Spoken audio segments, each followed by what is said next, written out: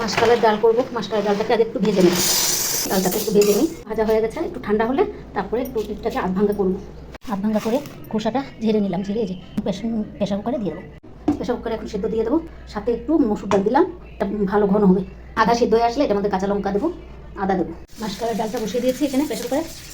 মাসকলাইয়ের ডালটা হয়ে গেছে, এখন পুরনে দেবো। পুরনে শুকনো লঙ্কা, তেজপাতা, রসুন, লঙ্কা আর আদাটা একটু কষিয়ে নিচ্ছি ঝাঁসটা যাওয়ার জন্য।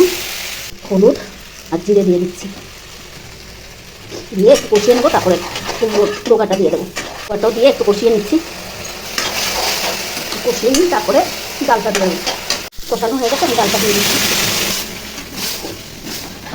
অল্প জল দিয়ে দিচ্ছি, আর একটু হয়ে আসলে নামিয়ে নেবো। মাটি কালার ডাল হয়ে গেছে, আমি খেয়ে দেখবেন, খুব টেস্ট হয়। পাতা থাকলে ধনে পাতা দিলে আরও টেস্ট, মানে সেন্টটা আরও টেস্ট হয়।